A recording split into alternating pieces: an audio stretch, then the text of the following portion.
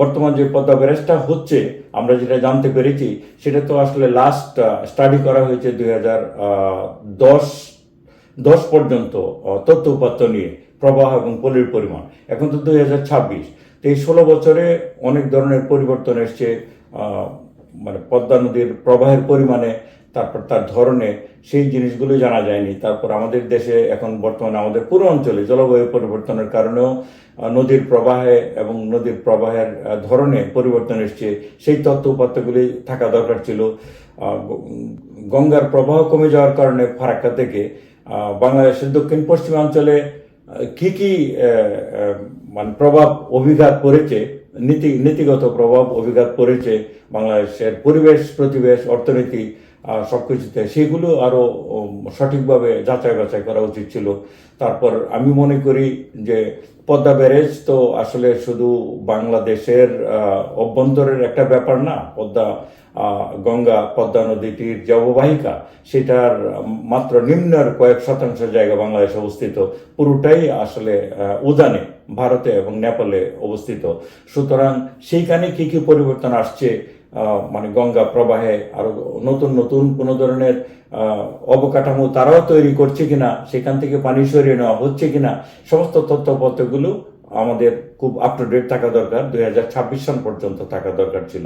সুতরাং আমি মনে করি আরো অনেক বেশি গবেষণা, অনেক বেশি তথ্যপত্র, অনেক বেশি কোলাবোরেশন আপস্ট্রিম দেশগুলির সাথে, যেমন ভারতের সাথে, নেপালের সাথে করে নিয়ে তারপর অববাহিকা ভিত্তিক সমন্বিত একটা প্রকল্প গ্রহণ করার জন্য আমাদের আরো বেশি তথ্যপত্র যাচাই করা উচিত ছিল। গঙ্গা পদ্মা নদীটা যেহেতু একটা বড় একটা সিস্টেমের অংশ, যেটা আমি বললাম যে সেটা প্রায় 1 মিলিয়ন স্কোয়ার কিলোমিটার অঞ্চল জুড়ে হচ্ছে যে পদ্মার যে অববাহিকা, গঙ্গার যে অববাহিকা, তার নিম্ন অংশের কিছু অঞ্চল শুধু বাংলাদেশে।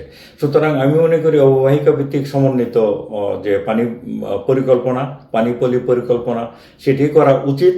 এবং তার জন্য বাংলাদেশকে নেপালের সাথে কাজ করা দরকার, ভারতের সাথে কাজ করা দরকার, এবং জাতিসংঘের যে আন্তর্জাতিক যে মানে পানি প্রবাহ আইন রয়েছে 1997 সনের, সেইটা বাংলাদেশ সরকারকে আসলে অনুস্বাক্ষর করা প্রয়োজন, পার্লামেন্টে এটাকে রেটিফাই করা দরকার।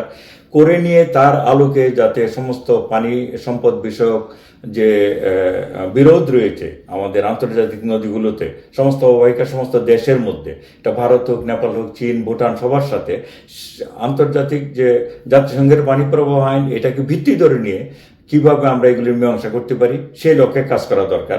তারপরে হচ্ছে যে পুরো অববাহিকাতে পানি এবং পলির ব্যবস্থাপনাটা কিভাবে হবে, কোন মৌসুমে কতটা পানি বাংলাদেশ পাবে, কতটা পলি পাবে। তারপর উজানে, যে ফারাক্কার উজানে আমাদের যে শুষ্ককালীন মৌসুমে গঙ্গার প্রবাহ কিভাবে বৃদ্ধি করা যায়, সেই লক্ষ্যে কিছু প্রকল্প নেওয়া যেতে পারে, সেই লক্ষ্যে কাজ করা যায়। নেপালে কোনো ধরনের রিজার্ভার বা কোনো কিছু স্থাপন করা সম্ভব কিনা, যাতে শুষ্ক মৌসুমে আমাদের পানি প্রবাহ বাড়ানো যায়।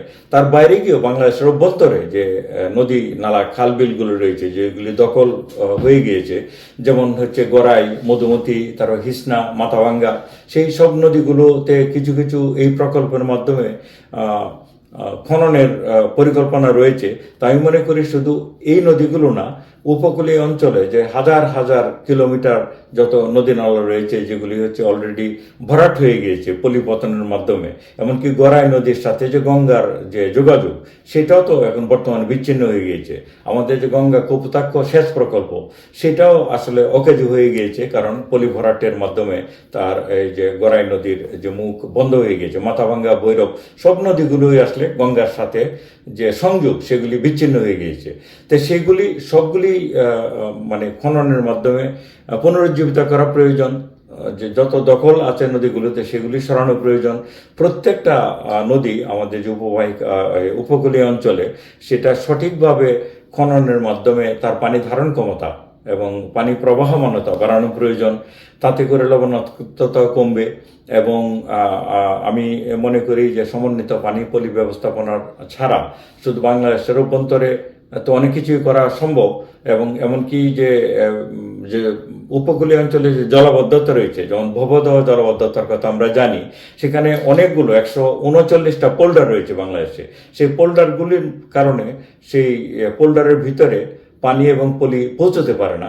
সেই পোল্ডারগুলিকে টিআরএম এর মাধ্যমে মানে টাইডাল রিভার ম্যানেজমেন্ট প্রকল্পের মাধ্যমে এক ধরনের অষ্টমাসি বাঁধে পরিণত করা প্রয়োজন, যাতে বর্ষাকালে প্রচুর পানি এবং পলি গিয়ে সেই অঞ্চলের যে ভূমির উচ্চতা বাড়াতে পারে, তারপর শুষ্ক মৌসুমে এগুলিকে বন্ধ করে নিয়ে এই পানিটাকে কাজে লাগানো যেতে পারে।